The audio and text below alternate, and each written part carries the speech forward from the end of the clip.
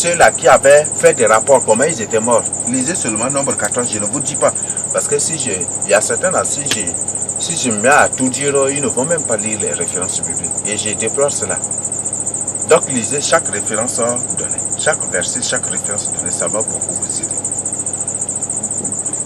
Et vous-même méditez pour comprendre. Ça va beaucoup vous aider.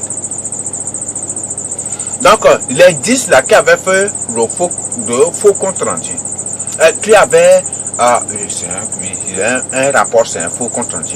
Donc, ceux-là qui avaient fait le rapport, qu'est-ce que les 10 là, comment ils étaient morts, comment Dieu les avait tués? Disait l'ombre 14, c'est juste pour comprendre, pour découvrir. Je vous donne ça juste pour vous donner le goût, au moins. C'est une manière subtile de vous imposer de lire nombre 14. C'est ce que je vous demande de faire pour comprendre vous-même. Donc les rapporteurs, ils ont jugé, ils ont commenté, ils ont argumenté, ils ont condamné, ils ont critiqué, ils ont diffamé, ils ont proposé, ils ont donné leur propre point de vue, ils ont donné leurs opinions, leurs avis et ils ont pris une décision. Et c'est la décision, les 10, quelle décision avait-il pris? Quelle décision avait-il prise? C'était de retourner en Égypte. Alors, retournons en Égypte. C'est Moïse et dit, allez, retournons en Égypte. Et Moïse et Aaron, Josué et Caleb et tout, ils étaient tous tombés par terre. Ils ont décidé de tuer Moïse, Aaron, Josué et Caleb. C'est ce qu'ils avaient fait. Et Dieu était obligé d'intervenir. Donc, lisez nombre 14, nombre 12, 13, ça commence du verset du chapitre, ça commence au chapitre 13 et le chapitre 14 précise des choses-là. Lisez, vous-même vous êtes découvert. Donc, les rapports tuent. Les rapports, c'est de fausses accusations. Les rapports conduisent des âmes au murmure.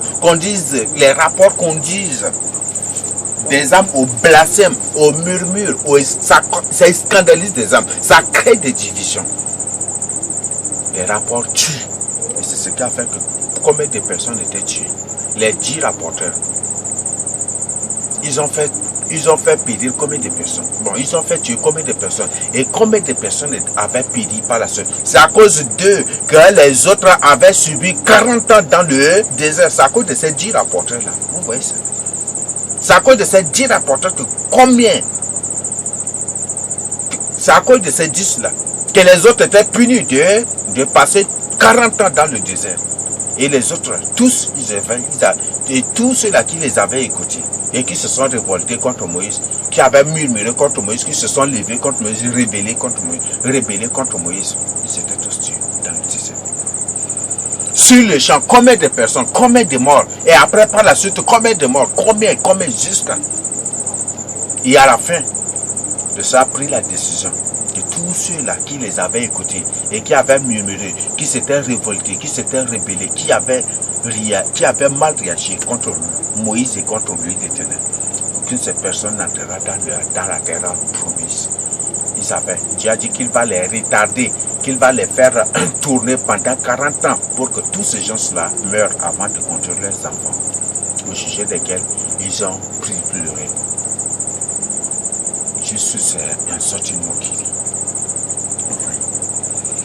Donc Dieu n'aime pas les rapports. Ne sois pas un rapporteur. Parce que peut-être, ne dis pas que ce que tu es en train de témoigner à la légère là. Non, ne dis pas que c'est de quelque chose de léger. Mesure la profondeur de cela. Avant de publier quelque chose, ou de dire quelque chose, ou de témoigner, mesure cela. Parce que ça peut même faire 15 millions de victimes. Ça peut même faire 20 millions de victimes. Et si tous ces gens meurent et qu'ils partent en enfer, sache bien que même si tu n'as pas confessé, quelle soit ta vie de sainteté, tu as fait cela contre les gens, sache bien que quelle soit cette condition, quel soit le degré de ta vie de sainteté, tu finiras en enfer à cause de ces âmes-là. Comme tu ne veux pas reconnaître, comme tu ne veux pas confesser publiquement, tu vas finir derrière eux aussi en enfer. Ça, c'est une information que je te donne. Tu peux faire des rapports sur des oints de Dieu. Faire des rapports dessus des oints de Dieu. faire des rapports là comme tu veux. Tu peux rapporter, dire que nous sommes des faux, des troubleurs, des gens qui enseignent de fausses choses. Tu peux raconter, tu peux mettre des gens en garde et exhorter faussement les gens contre nous. Ou tu peux faire tout. Nous, on ne peut rien dire. Car tous les gens, les anges de Dieu, ils n'ont pas besoin de dire quelque chose avant que Dieu réagisse. C'est Dieu qui les... Quand ils avaient fait cela contre Moïse, est-ce que Moïse avait dit quelque chose? Automatiquement, c'est Dieu qui s'était levé, n'est-ce pas? Les 10 tués. Combien de ceux-là qui s'étaient levés contre Moïse, c'est Dieu lui-même qui les a exterminés. Sans que Moïse ne réagisse, sans que Moïse n'ouvre la bouche, Dieu les a. Avec Élisée, avec les anges de Dieu dans la Bible, on voit c'est toujours la même chose. Dieu frappe. Et ce qu'on fait vraiment attention. Il n'est pas toi pour ton salut. Donc voilà l'exemple, ça c'est un exemple que je donne. Et après nous allons voir autre par la suite. Maintenant, nous allons voir le point 4. Ah, c'est point 4. Point 4. Pourquoi Dieu condamne-t-il les rapporteurs? Pourquoi Dieu condamne-t-il les rapports? Les rapporteurs sont ceux-là qui... Les rapporteurs sont ceux-là qui font des rapports, n'est-ce pas? Donc, pourquoi Dieu condamne-t-il les rapporteurs ou pourquoi Dieu condamne les rapports? C'est là. Les rapporteurs, c'est ceux qui donnent qui font les rapports, ou les rapports, c'est présenter un fait. Ça peut être un fait fictif, un fait imaginaire, un fait que tu n'as même pas vu, tu n'as même pas écouté, tu n'as même pas vu de tes propres yeux. Ça peut être quelque chose que toi-même tu as vu, mais tu présentes avec tes sentiments, avec tes émotions, avec tes jugements, avec tout, et c'est ça. Donc, pourquoi cela? Parce que dans le rapport au point A, il n'y a point de fidélité. Il n'y a pas de rapport il n'y a pas de fidélité. Il n'y a point, je dis même point. Il n'y a point de fidélité dans le rapport. L'exemple de 10. Il n'y a point de fidélité. Il n'y a point d'objectivité dans le rapport. Les rapporteurs ne rapportent point du tout de manière fidèle ni de manière objective les faits. Les choses qu'ils ont vues ou écoutées. Ils ne les rapportent pas de manière fidèle. Et c'est ça. Et c'est ça le problème. C'est à cause de ça que Dieu condamne. Dans les rapports, il y a des opinions, des commentaires, des arguments, des avis personnels, individuels. Dans les rapports, il y a des émotions. Oui. Il y a des émotions dans les rapports. Tandis que dans le compte rendu, il n'y a pas d'émotion. Oui. Dans les rapports, il y a des émotions. Il y a des opinions. Il y a des émotions. Il y a des sentiments personnels. Il y a des commentaires. Il y a des arguments. Il y a des avis personnels. Même des propositions aussi. Il y a ça dans les rapports. N'est-ce pas? Dans les rapports, il y a même des excitations. C'est l'exemple que nous avons déjà vu. Dans les rapports, il y a des excitations, il y a des incitations. Même ça, le rapport, le but de certains rapports, c'est pour conduire à la rébellion contre Dieu. Dans les rapports, il y a des manipulations. C'est ça le grand point. Dans les rapports, il y a des manipulations. Dans les rapports, il y a des critiques au point D. Dans les rapports, il y a des critiques. Dans les rapports, ou dans un rapport, il y a toujours d'ajout des faits. Ou dans les rapports, il y a toujours d'ajout des faits.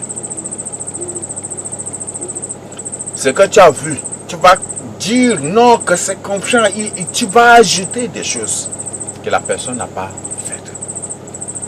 Comme elles disent et publient, qui crient même partout, que nous, quand on tient notre culte, on marche nu, on reste nu. Et c'est ça, même des soi-disant serviteurs de Dieu. Vous voyez, vous croyez que ce sont des humains normaux? Ils sont des démons. C'est seuls des démons qui tiennent des Dieu. Quand nous on se rencontre, on reste nus. Et quand on se cherche même dans le temple de Dieu, ces gens n'ont point du tout peur de dire, de raconter de telles choses. Quand une personne, posez-vous juste la question, est-ce qu'un humain normal, créé vraiment l'image et la ressemblance de Dieu, peut oser dire et raconter de telles choses? c'est sur les semences de Satan, c'est sur les démons. Qui rapporte partout, comme dans la maison de Dieu, même qu'on se cherche, que les femmes, que nous les hommes, les femmes, on reste nus et qu'on se cherche. Il raconte tout. Vous voyez? Bon, c'est vraiment terrible. C'est vraiment terrible.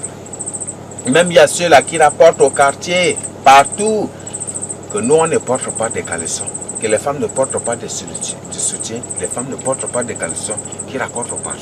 Ça, ce sont. Hein.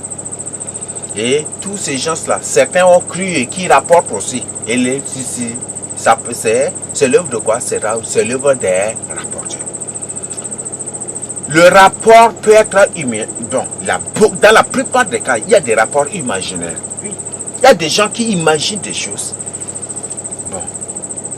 Ces gens qui imaginent des choses, que ce sont des vrais humains. Parce qu'un humain normal, avant de parler sur la parole de Dieu, avant de condamner, de critiquer ou de parler mal des serviteurs de Dieu, il doit d'abord réfléchir. La première chose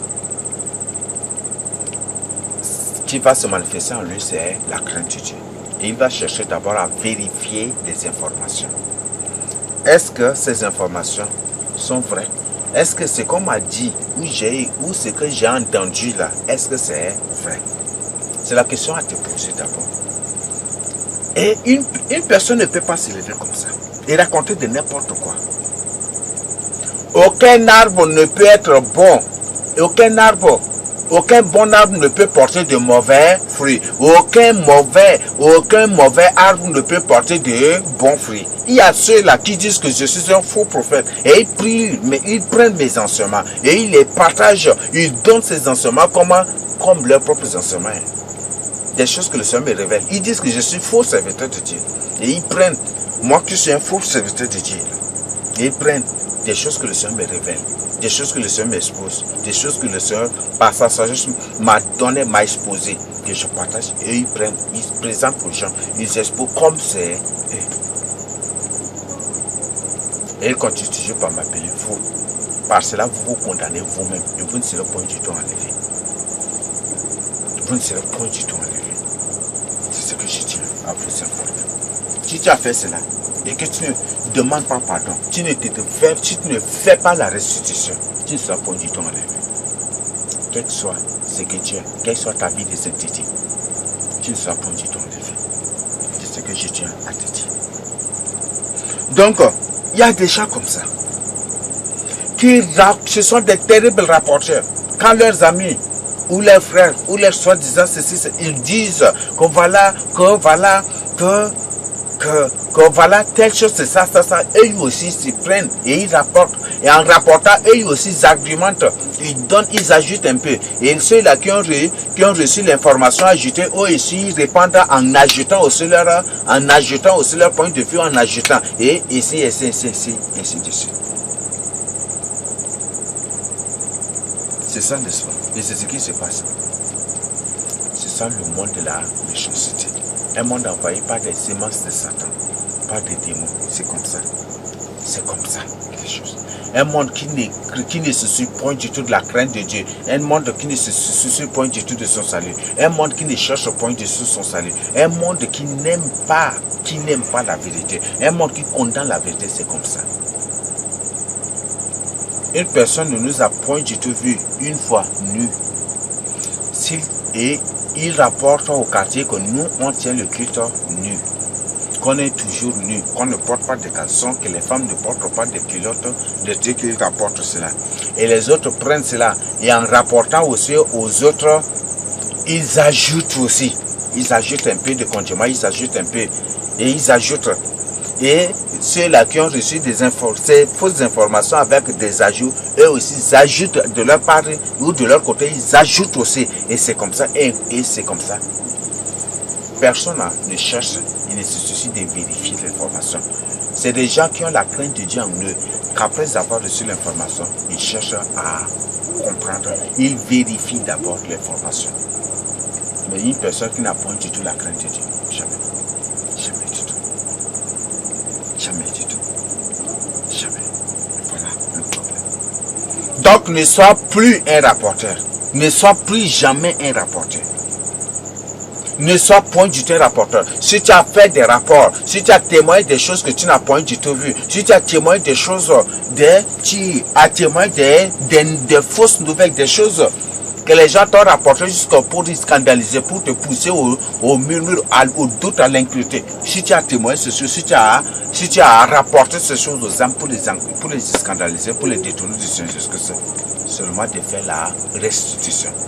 Faire ce qu'on appelle la restitution n'est point du tout peur, n'est point du tout honte, et que ni l'orgueil, ni l'arrogance ne t'empêche de faire ce qu'on appelle la restitution pour ton salut. Ne sois pas un rapporteur. Car les rapporteurs ont été copieusement, terriblement, horriblement torturés et frappés par Dieu. Beaucoup frappés. De manière à beaucoup plus, de manière spectaculaire. Tu te dis, moi je suis faux, je suis vrai serviteur de Dieu. Mais le Seigneur va t'humilier. Tu es vrai serviteur de Dieu, il va t'humilier. Il va t'humilier. Le Seigneur va t'humilier. Si tu ne l'es point du tout. Si tu ne l'es point du tout, si tu ne l'es pas, et que moi, le Seigneur va t'humilier. Il va t'humilier. Il sait comment t'humilier. Et il va le faire aussi. Donc, cesse de t'élever toi-même. Cesse de t'élever. Il y a ceux-là qui font des rapports dans le but c'est pour se consoler eux-mêmes. C'est pour se donner eux-mêmes des faux espoirs. Il y a même des gens qui donnent des enseignements. Des soi-disant enseignements juste pour se donner des espoirs. C'est pas la grâce que nous sommes sauvés. Ils viennent et ils se basent sur pas la grâce, hein? La grâce. Et ils croyaient qu'en enseignant par la grâce, là, ils seront sauvés. Donc c'est un enseignement de faux espoirs, un enseignement de fausse consolation. Ne dis pas que c'est parce que tu répètes 1000 fois le mot grâce là que Dieu va dire que c'est. Non, c'est ce que Dieu dit là. Qu'il met en pratique. Tu n'as même pas reçu le don d'enseigner la parole de Dieu. Peut-être ce sont des gens qui t'ont choisi, qui t'ont envoyé peut-être suivre une formation, soi-disant formation pastorale, ou ce sont des gens là qui t'ont formé, des gens là qui t'ont établi, des gens là qui, et où c'est comme ça, où toi-même tu t'es établi. Non. Ne dis pas que c'est en faisant que tu n'as même pas reçu le don d'enseigner la parole de Dieu. Le don de compréhension des mystères de la parole de Dieu. Tu n'as pas du tout reçu cela. Donc, écoute ce qu'on te dit pour ton salut. Comme Proverbe a dit, mon fils, écoute mes instructions, mets-les en pratique, car ta vie dépend d'elle. Donc, mets ces choses-là en pratique. Ces choses qu'on a partagées avec vous, mets-les en pratique. Ne doute point du tout.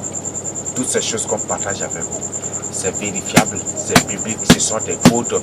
Même si on te donne, même si tu prends ton temps pour lire pendant 20 ans, 50 ans la Bible, tu n'y comprendras rien du tout. Ce sont des mystères, des codes. Et ce sont les deux dieux. Et c'est ça la mission des deux dieux. Voilà, fin des temps, révéler des choses exposer des choses qui ont conduit tant de personnes à un enfer, leur autant d'ignorance. Et c'est pour exposer ces choses pour que les gens de la fin des temps comprennent et découvrent. Et pour que les gens de la fin des temps soient réveillés pour avertir les autres, pour être sauvés et pour sauver aussi les autres à leur ouvrir les yeux. Donc, c'est ce que je tiens à partager avec vous. Dans les rapports, il y a des critiques, je crois que c'est déjà bon, non? Les rapporteurs, les 10 rapporteurs, quand ils étaient venus, ils se sont mis à critiquer, n'est-ce pas? Critiquer. Dans les rapports, il y a des ajouts des faits. Oui. Un rapporteur, quand par exemple tu es un rapporteur, on te donne quelque chose, toi aussi tu vas ajouter, n'est-ce pas? Tu vas ajouter. Tu vas ajouter. Donc c'est comme ça. C'est ça le travail des rapporteurs. Donc les rapporteurs ajoutent des faits. Quelle que soit les conditions, si tu es un rapporteur, tu es une personne qui ajoute toujours des faits.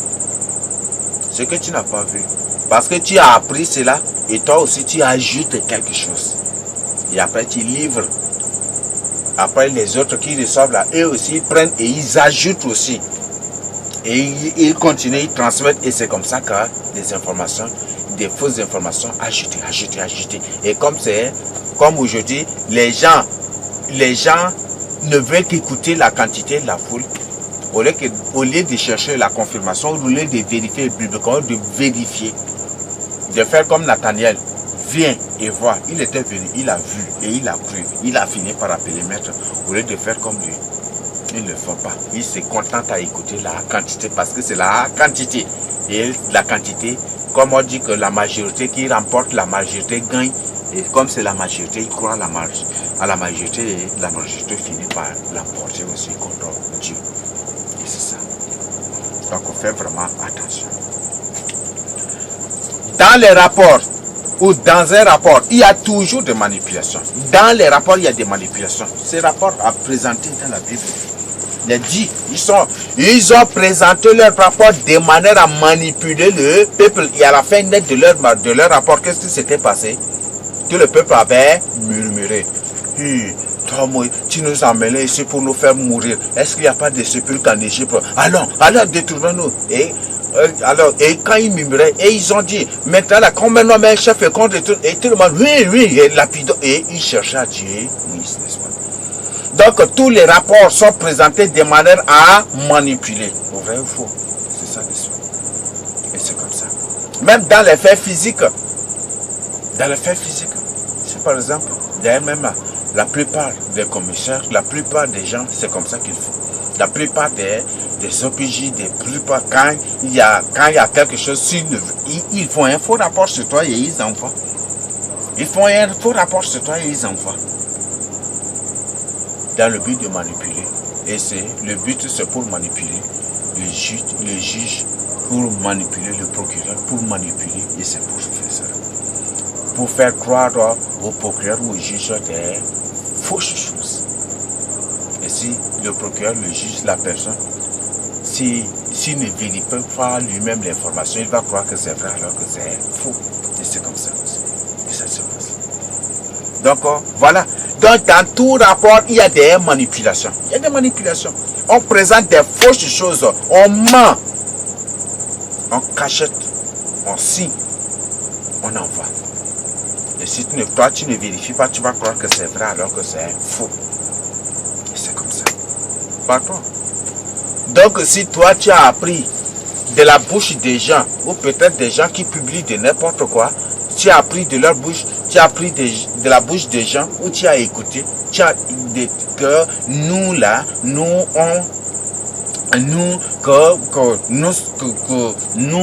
ne porte pas de caleçons, des pantalons, qu'on reste nu pendant le culte, qu'on se cherche dans le temple de Dieu. Vous voyez? Si toi, tu ne vérifies pas ces informations, tu finiras par être frappé. Tu finiras par être frappé. Et si peut-être que le Seigneur ne t'a pas encore frappé, chasse bien que c'est un temps d'importance. Donc ne crois point du tout à ces choses-là. Vérifie toi-même, sois Nathanaël. Comment un mauvais arbre peut produire de bons fruits? C'est à toi de te poser cette question pour comprendre. Comment un mauvais arbre peut porter de bons fruits? Comment un mauvais arbre peut porter de bons fruits? C'est ce qui est sorti de la bouche du Seigneur Jésus lui-même. Un bon arbre ne porte que de bons fruits. Et un mauvais arbre ne porte que des mauvais fruits. Aucun bon arbre ne peut porter de mauvais fruits et aucun mauvais arbre ne peut porter des bons fruits. Aucun mauvais arbre ne peut porter de bons fruits. Et aucun bon arbre ne peut porter de mauvais fruits. Donc tout arbre, on le reconnaît par son fruit. Que je suis mauvais.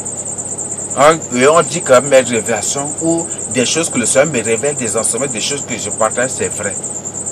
Et que moi je suis mauvais. Comment? Vous-même vous trouvez. Ceci c'est une condamnation contre vous-même. Vous-même vous condamnez. Oui. On dit ça, cela. Comme je suis une personne qui a fait de fausses doctrines de trucs, vous prenez ces choses que le Seigneur me révèle, des choses que le Seigneur m'expose. Vous prenez, vous présentez comme si c'est vous qui avez reçu, comme c'est vous qui avez dit et vous faites des gros de vous montrer que c'est vous. Comme c'est l'habitude des Européens. Quand un Africain découvre quelque chose, les Européens ne veulent pas. Ils vont faire tout. Et c'est pour se présenter comme c'est eux qui ont découvert, mais pas un fils de Jacob, pas un Africain. C'est comme ça. En faisant cela, tu te condamnes toi-même. Une personne qui répand des fausses doctrines, une personne qui enseigne de fausses doctrines, une personne qui n'enseigne pas des choses bibliques, c'est une personne qui est mauvaise, n'est-ce pas? Et comment une personne qui est mauvaise, le Seigneur va lui révéler des bonnes choses. Donc, toi maintenant, tu es en train de te condamner toi-même. Et si tu ne te répands pas publiquement, en faisant publiquement la restitution, tu sais bien que ce qui t'attend après, c'est terrible. Tu peux rire, badiner et faire jouer tes comédies ou faire ce que faire ton hypocrisie. Mais ce qui t'attend, c'est terrible. C'est ce que tu dois comprendre. Dans les rapports, il n'y a point de la neutralité. Aïe, aïe, aïe. Il n'y a point du tout de neutralité dans les rapports. Les rapports sont toujours subjectifs.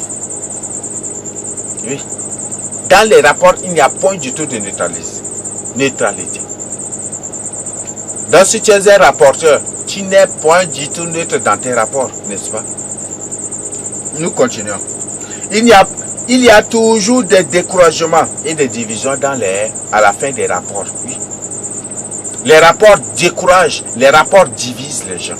Mais d'ailleurs, on vient de lire, n'est-ce pas? On vient de lire dans Proverbe que le rapporteur divise les amis, n'est-ce pas? Nous continuons. Les rapports engendrent obligatoirement quoi? Des murmures. Les rapports, un rapport ou les rapports engendrent obligatoirement des murmures, des discussions, des fausses accusations, des débats, des fausses interprétations et des imaginations. Vrai ou faux? Tous les rapports créent et provoquent et engendrent obligatoirement des fausses accusations, des discussions, des murmures, des débats, des fausses interprétations, même des imaginations. N'est-ce pas? Quand les enfants d'Israël avaient entendu que les fils d'Anak classés dans des géants, qu'eux, ils étaient à leurs yeux. Les rapporteurs ont dit qu'eux, ils étaient à leurs yeux comme des sauterelles. Ils disent, mais nos enfants là, comment on va faire? Comment on va faire? Et ils commençaient par imaginer des choses, n'est-ce pas? N'est-ce pas? Donc voilà. Et Dieu les a maudits aussi par rapport à, et selon les imaginations, Dieu les a maudits. Donc, les rapports engendrent obligatoirement des imaginations, des fausses interprétations, des fausses accusations, des débats, des discussions, des murmures. Oui. Des fausses, ça conduit les gens à la rébellion, à la révolte contre Dieu. Les rapports créent des scandales. Oui, et ça là, vous n'avez pas besoin. Donc tous les rapports créent des scandales. Ça conduit des âmes au scandale. Ça scandalise des âmes. Ça détourne des âmes du Seigneur. On dit le rapporteur divise, n'est-ce pas? Donc ça divise la personne avec ça divise la personne, ça sépare la personne du Seigneur Jésus-Christ. Ça détourne la personne du Seigneur. Et c'est ça, les rapporteurs. Quand les 10 avaient fait le rapport, est-ce que ça a conduit les gens à dire non, l'Éternel tient fort? Est-ce que ça... Non. Ils ont dit, hey, l'Éternel là, est-ce qu'il n'y a pas de sépulcre en Égypte? Et comment? Ils ont mis tout sur le dos de Moïse. C'est Dieu qui les a fait sortir de l'Égypte, mais ils ont dit c'est Moïse qui les a fait sortir. Et ils ont cherché à lapider Moïse et Aaron. N'est-ce pas? Et tout le peuple s'était détaché, ils ont rejeté la parole de Dieu. Toutes les promesses, tout ce que Dieu leur a dit, ils ont tout oublié. Ils ont mis toutes ces choses à l'oubli. Allez, mettons un chef surnom pour retourner en Égypte et se précipiter, Dieu s'était enflammé contre eux, n'est-ce pas? Tous les rapporteurs et ceux qui avaient pris, tous ceux qui avaient écouté les rapports, ces rapports ou ces rapporteurs pour les suivre, tous ces gens et ces rapporteurs, tous étaient tués par le Seigneur. Et ceux-là qui avaient suivi, qui avaient imité, qui avaient suivi les autres, le Seigneur a dit qu'ils vont tourner pendant 40 ans et tous ces gens doivent mourir avant qu'ils fassent continuer le reste pour reprendre la terre promise. Et voilà ce qui était passé. Nous avançons. Les rapporteurs détournent les âmes du Seigneur Jésus-Christ. Là, vous n'avez pas besoin d'autres explications. Les rapporteurs, tous les rapports ont pour but de détourner les âmes du Seigneur Jésus-Christ. De détourner les âmes du Seigneur Jésus-Christ. Le rapporteur rapporte des choses qu'il n'a point vues ni écoutées de ses propres oreilles. N'est-ce pas? Oui, un rapporteur là, c'est là où je dis que un rapport c'est terrible. C'est pour ça que Dieu condamne les rapporteurs. Parce qu'un rapporteur, c'est une personne qui peut juste écouter ou entendre de la bouche d'une personne que telle chose c'est comme ça, lui aussi, et lui se met à rapporter tout en ajoutant. Oui, il se met à rapporter à sa manière. C'est ça les rapporteurs. C'est ce qui se passe. On a un exemple dans la Bible ici. Nous avons l'exemple de ceux-là qui avaient rapporté la mort des fils de David. Amnon avait couché avec Tamar. Et Absalom s'était levé pour tuer Amnon. Il avait pris fuite. C'était Amnon seul qui l'avait tué. Et il avait pris fuite. Et les gens ont rapporté à David. Les rumeurs ont répandu partout dans la ville. Partout dans la ville. Dans la capitale, à Jérusalem. Que Absalom avait tué tous les fils de David. Hey, vous voyez ça, n'est-ce pas? Est-ce que ces gens étaient là? Est-ce que ces gens étaient là devant les faits? Quand Absalom tuait les fils, avait tué Amnon, est-ce qu'ils étaient là? Ils étaient juste informés, n'est-ce pas? On leur a juste rapporté et ils se sont mis au sein. Amnon a tué les fils, a tué tous les fils de David. Il les a tous tués. Amnon, voilà. Et ils se sont mis à tout rapporter. Voilà le problème. Donc, les rapporteurs rapportent des choses aussi. Ils rapportent des choses qu'ils n'ont point du tout vues ni écoutées. Des choses auxquelles ils n'ont point du tout pris part, n'ont point du tout participé. Des choses dont ils n'étaient point du tout témoins. Ils rapportent. Il y a ces gens qui rapportent. Et c'est ça, c'est à cause de ça que le Seigneur condamne. Tu n'as pas vu, tu as dit que tu as vu. Tu n'as pas écouté, tu as dit que tu as écouté. Il y a de ceux-là même qui disent qu'ils ont vu, qu'ils ont écouté, alors qu'ils n'ont point du tout vu, qu'ils n'ont point du tout écouté. Et c'est ça, le comportement des rapporteurs. Alors, est-ce que tu es une personne qui fait le compte rendu ou tu es un rapporteur? En suivant tout cela, veux-tu continuer par être un rapporteur ou veux-tu devenir aujourd'hui une personne qui fait le compte rendu? Le compte rendu exige et impose ce qu'on appelle la fidélité. Une personne qui fait compte rendu de quelque chose, c'est une personne qui participe, qui est témoin physique et oculaire de tout ce qui s'est passé. Il rapporte cela et il présente cela fidèlement, objectivement, sans rien agiter, sans rien retrancher. Tandis que dans le rapport, on retranche et on ajoute. C'est ça. Dans le rapport, il y a l'ajout et il y a le retranchement. Il y a le plus dans le rapport, il y a le moins dans le rapport. Tandis que dans le compte rendu, il n'y a ni plus, il n'y a ni moins. C'est ça. C'est ça. Et c'est ça. C'est le compte rendu. Donc il y a beaucoup de choses. Beaucoup de choses dans les rapports. Donc Dieu condamne les rapports. Dieu condamne les rapports. Ne sois plus un rapporteur. Ne sois plus un rapporteur. Sois plutôt un vrai serviteur de Dieu. Sois plutôt un vrai serviteur de Dieu. Sois plutôt un vrai élu de Dieu. Un élu du Seigneur Jésus-Christ. Sois plutôt un saint. Et tout saint du Seigneur Jésus-Christ, quand il n'y a pas un rapport, un saint ne fait pas un rapport. Un saint donne plutôt des reproches. Un saint plutôt conseille. Un saint invite plutôt les gens à compter sur Dieu. Invite plutôt les gens à la repentance. C'est ça. Mais un saint ne fait pas ce qu'on appelle vraiment le rapport. Il présente les faits tout en conscient, en présentant la voix de Dieu, en présentant ce qu'on appelle la voix de Dieu, la crainte de Dieu, la parole de Dieu, l'amour de Dieu, la confiance qu'il faut, la foi qu'il faut placer en Dieu, il faut avoir en Dieu. Il ne présente que cela. Nous continuons. Au point 5, avertissement du Seigneur Jésus-Christ. sont hauts, avertissement de ceux qui sont hauts,